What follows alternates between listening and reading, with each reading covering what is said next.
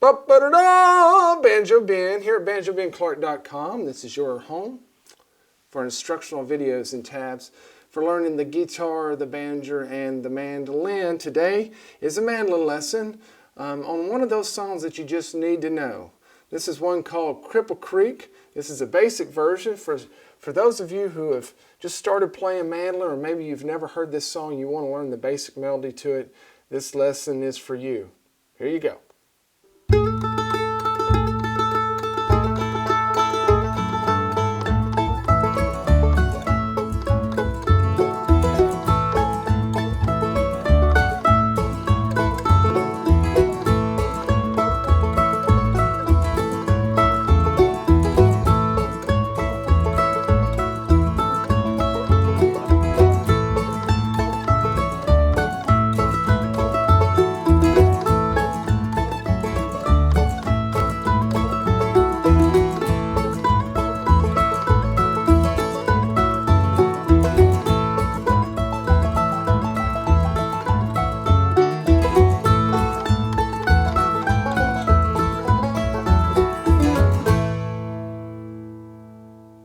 Actually, that was two solos back to back. For those of you starting out to play mandolin, you'll probably blow through that first one pretty quick. It just gives a very basic quarter note, all downstroke version of the melody. And then the second time through, we knocked it up just a notch, and we started adding some alternating picking in there and expanding on that melody a little bit. What I'd like for you to do now is jump on over to the mandolin tab portion of the site and download the PDF for this as we break this song down measure for measure. Using the split screen cameras, you'll be able to follow along with your tab. If you happen to watch this on YouTube, in a little while you'll be asked to go over to my website, banjobenclark.com, where I hope you will and become a Gold Pick member and have access to all these videos and tabs that I update each and every week. As we start the song, we're going to use what's called potatoes. I learned them as potatoes. Some folks might call them by another term, but essentially it's just a way for the person starting out the song to let everybody else in the band know what's going on. They sound like this. There's actually lots of different ways that they can be played. That's just one particular way. It originates kind of from the fiddle tradition of starting out these fiddle tunes, which this is. This song is also in the key of A, so we're going to end up playing lots of open strings on our mandolin because all of these open strings here are notes that are in the major scale of A, so it works out really nicely. And as you can see there in the first measure, we're going to start off with our ring finger on the 6th fret of the D string, okay? And as we play that with the downstroke, you can see your pick direction there in the tab as well. We're going to slide from the 6th to the 7th fret. Can you do that? There you go. And while we're doing is sliding, that's a G sharp note, and we're sliding to an A note. Now the 7th fret here also happens to be the same note as this next open string, the A note, right? Hear that? So all we're doing is we're just sliding into this unison note here. And we're going to go 1 and 2 and 3 and 4 and 1 and 2 and 3 and 4 and. Make sure and pay attention to your pick direction that's listed there on the tab. Now we're going to do it 4 times here, but a lot of folks will just do it twice. And it kind of just depends on what song you're playing, how fast you're going, and how well you know your neighbors. But I'm going to play through this first 4 measures here. You just follow along with the tab. Try to play along with me. 1, 2, ready, go.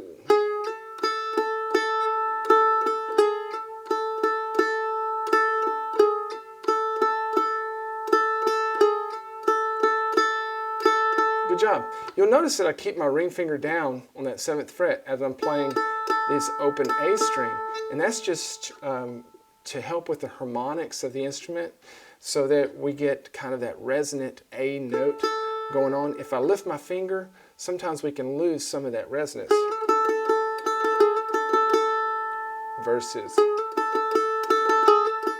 because this note's still going to ring out.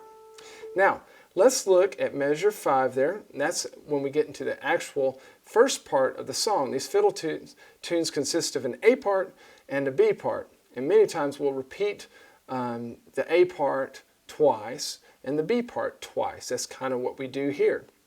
And you'll see that as we learn it. But I'm going to play for you just these first 4 measures of the A part, and then we'll kind of break it down measure by measure. 2, ready, go.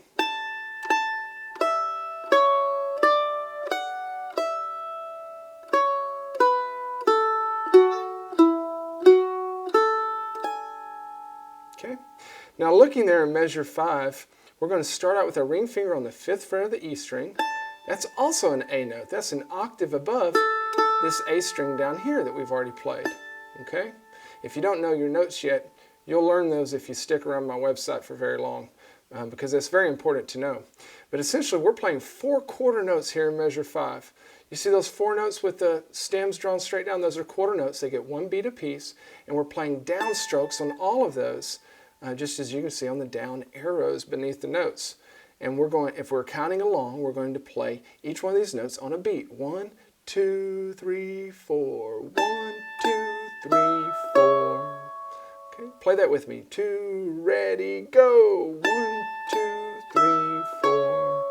Good job. Now, as we look at measure 6, we also have all downstrokes, but we have 2 different kinds of notes here. We've got 2 quarter notes in the beginning on the 5th fret of the A string and on the 2nd fret of the E string, and then we have an open E string. The measure sounds like this. 1, 2, 3, 4. Now you notice that this open E string gets 2 beats, and that's because it's called a half note. It gets 2 beats. It's twice as long as the quarter notes that we played in measure 5. You can tell the difference in the tab because the stem does not go all the way down from the note. It skips through the lines and then just sticks down below the staff. That lets us know that it's just a half note. Okay? Now we look at measure 3.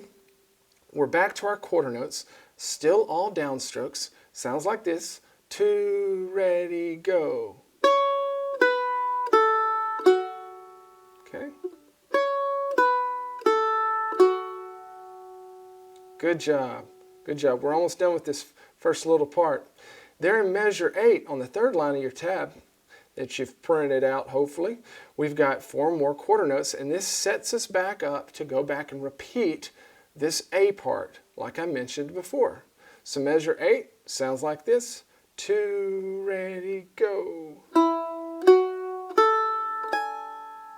Play that along with me. 1, 2, ready, go. Good job. You think you can play measures 5 through 8 along with me? That's the first little A part. Let's do that together.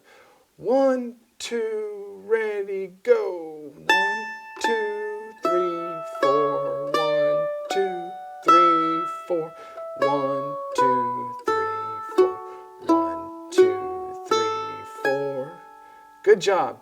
Now measures 9, 10, 11, and 12 are just a repeat of what we've done with measures 5 through 8. So now let's jump into what's called the B part, and then we'll continue on into the little bit more difficult bumped up version that starts there in measure 21.